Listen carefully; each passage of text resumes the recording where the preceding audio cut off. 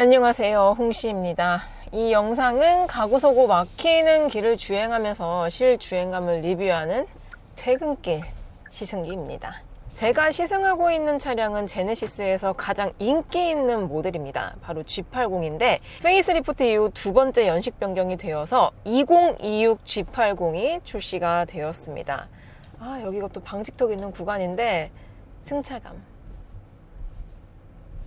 참 이 준대형 세단급으로 오게 되면 승차감이 참 편안합니다. 아주 좋아요. 그래서 요 신형 G80, 2026 G80이 뭐가 바뀐 거냐?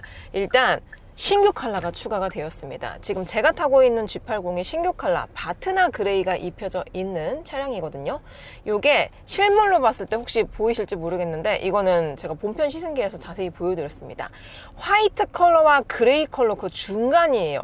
그러니까 어떻게 보면 약간 좀 이제 말티즈나 아니면은 포메라니안 하얀 색깔 강아지들 있잖아요. 그렇게 털이 하얀 강아지들이 조금 안 씻었을 때 살짝 이제 꼬질꼬질해지거든요. 그 컬러예요.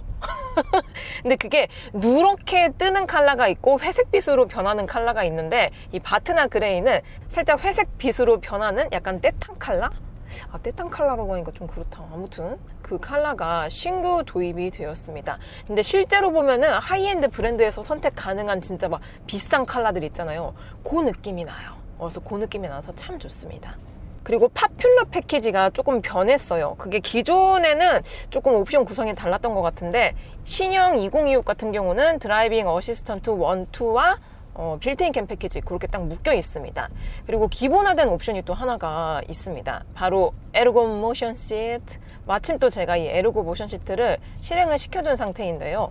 이게 운전석은 원래는 뭐 컨비니언스인가 무슨 옵션을 넣었어야 됐었거든요. 근데 2026 G80 같은 경우는 기본부터 준다. 그래서 제가 지금 이거 에르고 모션 시트를 켜놨거든요. 컴포트 스트레칭 운전석 요거는 골반, 허리, 전신 이렇게 골라서 할 수가 있습니다. 강도도 조절되고 시간도 조절돼요.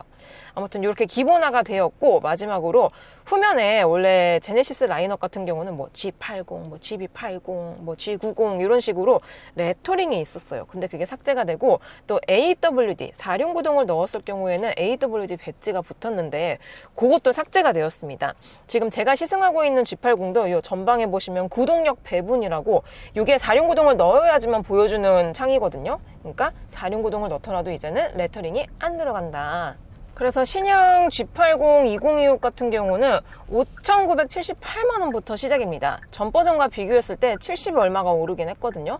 물론 뭐 에르고 모션 시트 기본으로 넣어주고 또 뭐 약간 뭐 옵션 조정되고 신규 컬러 추가되고 그렇기는 하지만 만약에 나는 신규 컬러 선택 안 했어. 그리고 뭐 파퓰러 패키지도 안 넣을 거야. 그러면 사실 연식 변경이 되면서 가격 상승으로 받을 수 있는 게 이 에르고 모션 시트밖에 없거든요. 그리고 심지어 후면의 레터링은 삭제가 됐는데 왜 가격은 더 비싸진 것인지. 그러니까 그렇잖아요. 자동차도 어떻게 보면은 레고처럼 조금만 부품들을 조립해서 완성되는 거거든요. 근데 이 레터링이 삭제가 됐다는 건 어떻게 보면은 부품도 덜 쓰게 되고 그렇게 되면은 공정도 한 번 덜 거치게 된단 말이에요. 그러면 뭔가 좀 이제 살짝 이제 약간의 디스카운트가 돼도 괜찮지 않을까? 이런 생각은 저만 하는 건지 모르겠어요. 아무튼 그렇습니다. 그래서 신형 G80의 가격은 5,900만 원대부터 시작이긴 하지만 보통 이제 제네시스 차량들은 옵션을 한 1,000만 원 정도 추가해야지 탈만해집니다. 요거는 제가 타고 있는 G80 뿐만이 아니라 SUV인 GB80도 그렇고 또 70 라인 있잖아요. G70이라든지 GB70 그리고 G90 같은 경우도 옵션을 좀 넣어야지 사실상 조금 탈만해지는 조합이 됩니다. 그래서 실제로도 G80을 구매를 하시는 분들의 이제 옵션을 뭘 많이 넣는지를 살펴보면은 보통 대략적으로 1,000만 원 정도 좀 더 많이 투자를 하셔가지고 실제 출고되는 가격은 6천만 원 후반? 그 정도가 되더라고요. 6천 후반에서 7천 초반. 그래서 제가 시승 중인 차량의 조합은 2.5, 그러니까 얘는 이제 옵션으로 V6 3.5 가솔린 터보 엔진을 고를 수가 있는데 그것만 선택 안 된 풀옵션 사양이에요. 아, 스포츠 패키지도 있구나. 아무튼 그래서 2.5의 AWD의 파퓰러 패키지에 모든 옵션 다 들어가 있습니다. 그랬을 때 차량 가액이 얘가 지금 7,900만 원인가 그래요. 그러니까 반올림하면 거의 뭐 8,000? 이죠. 그래서 뭐 2열 패키지도 들어가 있어서 통풍 시트, 뭐 전동으로 리클라이닝 다 되고 막 뱅앤 올옵션 들어가 있고 풀옵션 사양인데 왜 안 좋겠어요. 사실 제가 이 2026 G80을 약 일주일 동안 데일리카로 타고 다녔습니다. 그리고 어제 같은 경우는 좀 제가 약간의 장거리를 또 갔다 왔거든요. 근데 그러니까 제 자차로 동일한 장거리를 갔을 때보다 훨씬 이 피로도가 덜하더라고요. 그러니까 제 차로 가게 되면은 항상 좀 힘들고 몸 아프고 스트레스 받고 막 짜증나고 안 좋은 거 너무 다 갖다 붙이는데 아무튼 좀 그렇거든요. 근데 프리미엄 세단 G80으로 갔다 오니까 안 힘들진 않아요. 솔직히 장거리를 가면 몸이 힘든데 덜 힘들다입니다. 그러니까 더 많이 힘들 거를 덜 힘들게 해주는 값이 이 차값에 포함이 되어 있다라고 느껴지더라고요. 그리고 특히 이 차량 같은 경우는 시그니처 디자인 셀렉션 2가 들어가 있습니다. 이게 뭐냐면은 내장재를 최고로 업그레이드 해주는 옵션이거든요. 그래서 막 나파 가죽 시트에 막 바닥도 막 다 스웨이드에 진짜 막 루프도 막 고급 재질에 솔직히 생짜 플라스틱이 거의 없어요. 근데 가격은 300만 원입니다.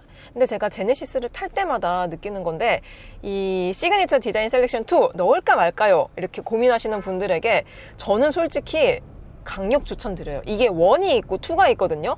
1은 150만 원인데 아니에요. 그거 조금 참고 차라리 2 넣는 게 훨씬 더 좋습니다. 진짜 이거는 타보신 분들만 공감할 수 있는 포인트지 않을까 싶습니다. 진짜 달라요. 사실 오늘은 좀 일정이 꼬여가지고 퇴근을 하고 지금 심레이스 카페로 왔습니다. 제가 또 이제 올해부터 카레이싱 선수가 되었잖아요. 선수 데뷔를 했잖아요. 근데 이게 라운드마다 그냥 가서 타면 되는 게 아니고 그 전에 연습을 많이 해둬야 됩니다. 가장 베스트는 실차로 실제 트랙을 가서 주행하는 게 너무 좋긴 하지만 지금 현 시점 기준으로 2라운드가 지금 다음 주거든요. 근데 위치가 영암이에요. 영암. 그러니까 목포 옆이거든요. 부산보다 먼 곳이죠. 거기를 현실적으로 맨날 갈 수가 없습니다. 그래서 보통 요즘은 저와 같은 클래스에 출전하는 정용욱 선수라고 있는데 그분이 운영하는 카페가 여기 용산에 있거든요. 마침 또 제 사무실하고 거리가 굉장히 가까워가지고 요즘은 거의 매일 오고 있습니다. 아무튼 지금 이게 막 회오리 구간에 여기 노면도 되게 안 좋거든요. 근데 이런 구간에서도 G80은 자잘자잘한 노면의 요철과 충격, 잔진동들을 정말 효과적으로 흡수를 잘해주고 있습니다. 여기는 간이방직턱. 간이방직턱은 뾰족해가지고 뭘 타도 항상 불편하거든요. 근데 이 G80의 서스펜션은 진짜 한국인이 싫어할 수 없는 조합인 것 같아요. 특히 우리나라는 방직턱이 세계에서 가장 많은 국가이기도 하거든요. 공감하시잖아요. 어딜 가든 방직턱이 아주 파티야, 파티.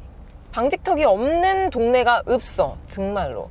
그만큼 방직턱이 정말 많은 나라인데 좀 이렇게 약간 탄탄하고 단단하게 세팅이 되어 있는 차들로 안 좋은 노면을 지속적으로 가면 솔직히 좀 힘들거든요. 허리도 막 살려주세요 막 이러는데 제네시스 라인업은 거의 다 편안하긴 하지만 그 중에서도 G80, 80급으로 오게 되면은 정말 편안하다.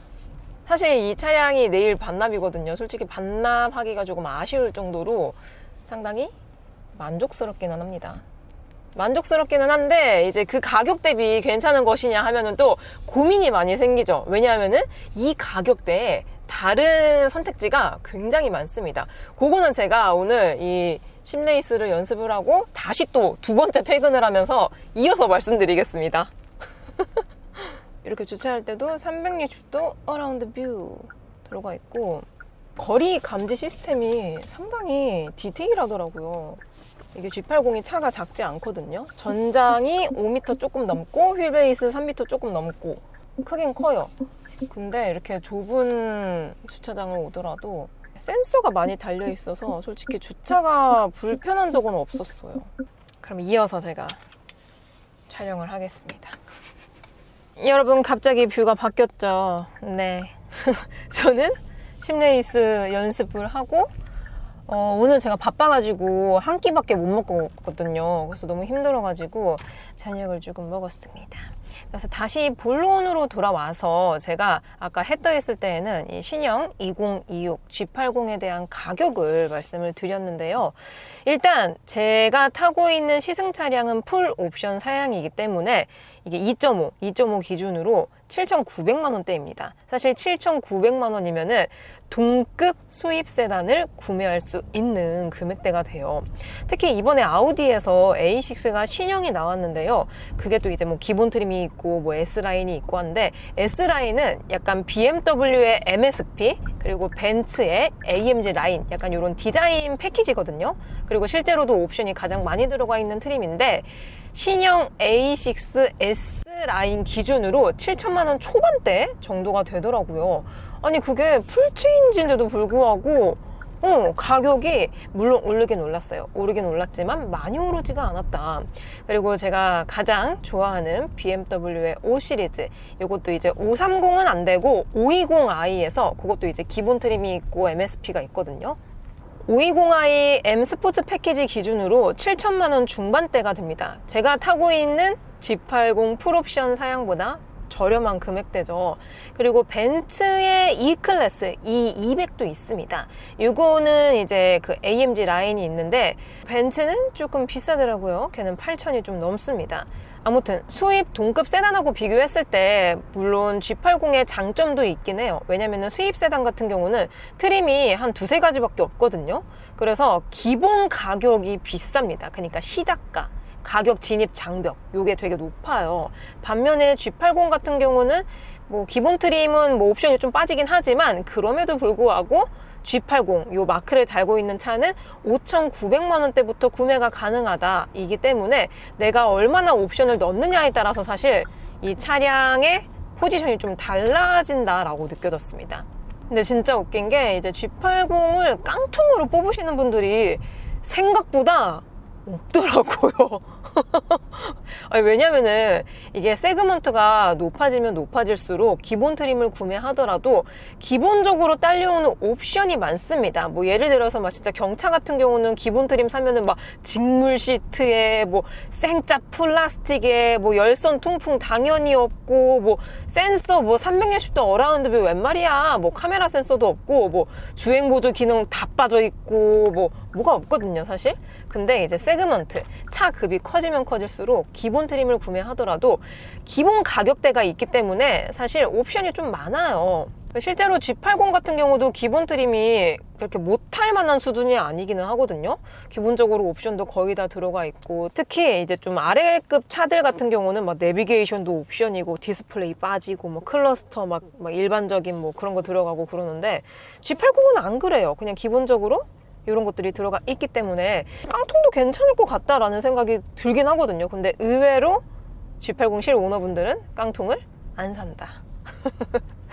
근데 요거는 좀 중고 감가도 그렇고, 특히 이게 차 가격이 높아지면 높아질수록 리스나 렌트 비율이 좀 높아진다는 통계가 있거든요. 그리고 과거에는 조금 덜 했는데 요즘은 이제 중고차를 이제 판매를 하더라도 옵션에 따라서 이 차량 가격이 달라지거든요. 내가 깡통을 구매하면은 내가 팔 때도 저렴한 가격으로 팔 수밖에 없는 거죠. 그리고 내가 이 차를 풀옵션으로 샀어. 그러면은 팔 때도 어느 정도 가격이 아무래도 보장이 된다인 거죠. 아무튼 며칠간 요 G80을 타고 데일리로 타고 다니고 있는데 너무나도 편안하고 너무나도 좋은 거는 사실입니다. 그리고 제가 본편에서도 말씀을 드리긴 했지만 이번 연도에 제네시스의 하이브리드 파워트레인이 출시가 된다라고 합니다. 2.5 터보, 지금 제가 타고 있는 사양 요 엔진에 이제 배터리와 전기 모터가 추가가 돼서 연비를 높여줄 수 있는 새로운 파워트레인이 개발이 됐다라고 하거든요. 사실 제네시스 타고 다니면은 만족감이 진짜 좋은데 딱 하나 좀 뭔가 아쉬운 포인트가 있다면 연비였습니다.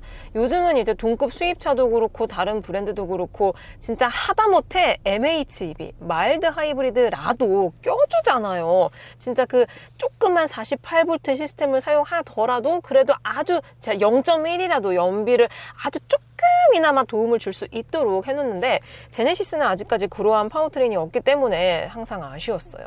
그리고 과거에는 사실 디젤 파워트레인도 있었거든요. 아시죠? 근데 어느새부턴가 디젤 파워트레인이 단종이 되어버렸습니다. 그래서 선택지는 오로지 가솔린밖에 없는데 가솔린 너무 좋죠. 뭐 아무렇게 타더라도 뭐 출력이라든지 부족함 없는데 가솔린 엔진은 행정 특성상 연비가 안 나올 수밖에 없습니다. 특히 지금처럼 고유가 시대, 지금 서울 기준으로 휘발유가 리터당 지금 2,000원 정도가 하거든요. 많이 비싸죠. 지금처럼 고유가 시대에는 특히나 더더욱 유류비에 민감해질 수밖에 없는데 올해 한 3분기에서 4분기 정도에 하이브리드 파워트레인이 출시가 될 예정이기 때문에 상당히 기대가 많이 됩니다. 진짜 여기에 연비까지 잡았다? 끝났지. 그래서 다 좋은데 저는 살짝 걱정이 되는 게 가격. 일단 제네시스 자체가 프리미엄 브랜드이기 때문에 가격이 저렴하지는 않습니다.